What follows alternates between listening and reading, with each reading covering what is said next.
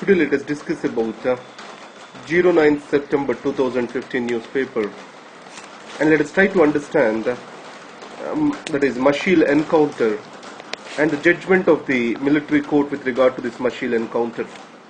Now, in Jammu and Kashmir and also many other places where insurgency is in dominance, the government is incentivizing the military and paramilitary people for eliminating the militants. In this context, this monetary incentivization is leading to killing of innocents and claiming them as militants by the armed forces. So in this context, the India's counter-insurgency strategy, if we see that, the state is concerned about its own self rather than its people. That is the reason why it is increasing the disaffection against the state in both Northeast and Jammu and Kashmir. And the second thing is the special police forces. It means that the local tribal population or local villagers will be used as special police forces to assist the state, and they function on the instructions of the police, etc. But however, the state do not own any responsibility for the actions of the special police forces. So it shows that the use of people against the people, it is an example of an institutionalized impunity. And the third thing is the state is well organized and there is a disproportionate use of force. The disproportionate use of force, it means that the state, it is using heavy force against these particular insurgency elements. So more the negotiation has to be given a space. The disproportionate use of the force is not in accordance with the democratic traditions of this country. Now, if you take about the laws, Armed Forces Special Powers Act, now any action to be taken or any prosecution to be taken, then the governmental permission is necessary. So in this context, in the Patribal case, what happened? Supreme Court has asked the government either to go with court martial or with the punishment under the regular criminal proceedings, and the military chose for court martial rather than the regular ordinary proceedings against its officers. Now in this context, the court martial has established the crime committed by these people, and finally it has led to the punishment to them. Now it shows that the human rights violation is abundant. So in this context, the Armed Forces Special Powers Act itself has to be amended. So in this, author suggests at least the sexual crimes committed by the armed forces have to be removed from the scope of Armed Forces Special Powers Act. So it means that once they are removed, they will be prosecuted under the ordinary law of the land. So that's why at least sexual crimes committed by the armed forces can be removed from the scope of Armed Forces Special Powers Act. Justice Jeevan Reddy Committee has talked about repeal of the Armed Forces Special Powers Act, and any special protections are necessary that shall be brought under the Unlawful Activities Prevention Act. That's what is the Justice Jeevan Reddy Committee has talked about. So the Mashil encounter again exposes the weaknesses of India's counter-insurgency strategy. Next is related to the growth of caste system. Understand that the caste grows and sustained by the economic and social interests. Now here how these interplay with each other is explained with regard to Sanatana Dharma or else Varna system in India. How this Varna system is protected in the name of Sanatana Dharma by these economic and social interests. Now, there is a capital class, for example, Marwars. This capital class comes under the Varna system, Kshatriya, Brahmin, Vaishya and Shudra. So this Vaishya class belongs to this, are the major capitalistic class in the country. In spite of having huge monetary power, they do not have equal standing along with the Kshatriyas and Brahmins. So they wanted to redefine their status. So that's why it has led to the owning of various villages. And after owning them, they have formed a new class of Kshatriyas. And to further, to replace the Kshatriyas as the patrons of a religion, they started behaving as the protectors of the Dharma. They started giving financial help to various religious institutions and also spreading of Dharma through various journals, etc. Now this is what has happened in 19th and 20th century. Now you can see that in the 21st century, with regard to the Mandal Commission report or Mandal Commission report, these people have vehemently opposed the reservations for the OBCs. And when Mandal and Mandir, so they countered to Mandal, they have taken the issue of the Mandir. And next they also opposed the Hindu Code bill. It means that the bill is providing for intercaste marriages. So they consider these intercaste marriages are inherently against to the Sanatana Dharma. So it means what the Hinduism or Hindutva is promoting is this: a minority of the people will enjoy the hegemony of the majority of the Hindus. So it means Hindutva is not going to provide for an egalitarian social system, but a control of minority over the majority in the name of Dharma. So, but however, what are the factors that can counter this?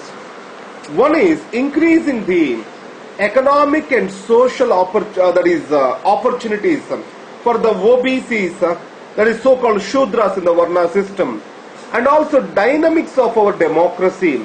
They have proven that they will counter these forces of Hindutva. It means if you want to create a casteless society, the caste-based superiority has to die down. So these are the arguments of this article. Gender parity. The Delhi High Court in its recent judgment said that the women naval officers also has to be commissioned. So it means that if they are taken into permanent commission, then they will enjoy their office till the 54 years as like their male counterparts. Already this exists in the case of Air Force and Army. Now Navy also joins into this. Now what is the argument of these armed forces? I mean, it appears very naive. The junior officers don't like to be commanded by a female officer. And Indian society is not yet prepared to see women in the combat role. So this is what is the argument. If you see the international situation, many countries have given the role for the women in the combat situations. India has very low representation of women in military and paramilitary forces and even police forces. That shows the gender insensitiveness and excesses committed by these armed forces against the women. Next is the coal. With regard to the coal and the role of coal in energy sector in India, understand that the renewable energy, it cannot replace the coal as a source of energy in the coming future in India. The reason is most of our production and industry is dependent on the coal, more than 75%. Now the second thing is Indian coal. It consists of high ash, sulfur content, etc. And it has low calorific value. So ash content is high, sulfur content is high. So in these circumstances, as we have to continue our dependency on the coal, we have to move away from business as usual approach to efficiency and reliability and also the optimal use of the coal. So the regular power plants has to be replaced by critical and supercritical and ultra supercritical thermal power plants that will save the use of the coal by 15 to 20%. So it means our coal dependency is going to continue. So better use the coal with higher efficiency. Now the issue is the technology is not yet matured for the sequestration of the carbon and using it as an energy, using it for the energy production. So that commercialization of this sequestration is not yet stabilized. Now there is one more moral issue with regard to the coal. Now coal, these thermal power plants, they are coming in the rural India. But the benefits of this energy production are enjoyed by the urban India. In those circumstances, the side effects are after effects. They are being suffered by the rural population and hinterlands. And the benefits are enjoyed by the urban areas. How to solve this is another dilemma. And the next is, India is going to be an investor choice. What are the reasons?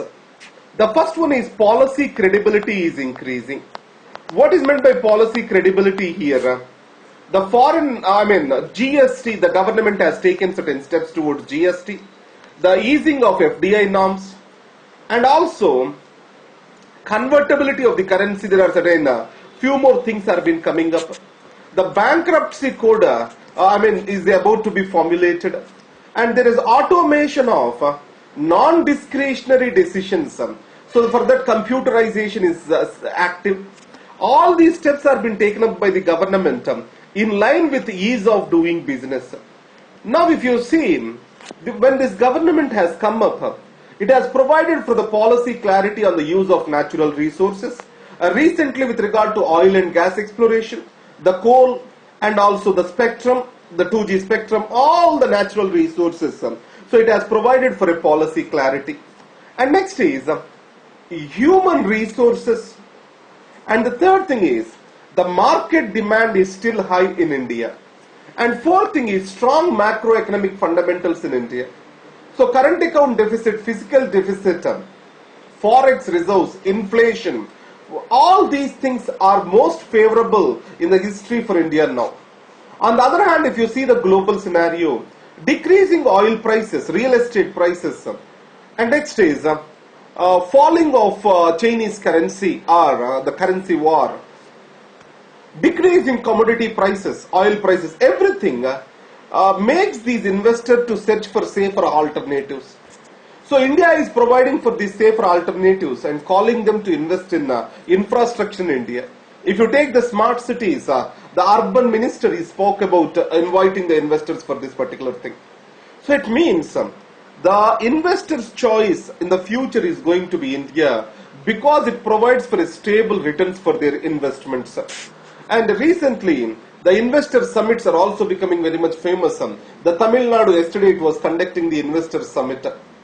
So it means the investor summits, they provide for the opportunities that India is offering and subsidies it is offering, etc. Now the wonderful point with regard to Tamil Nadu investors meet is this. Previously, entire investments, they are focused around Chennai. Now the investments are shifting away from Chennai and they are also reaching to Hosur, Trichur, etc. So that provides for the distribution of the growth.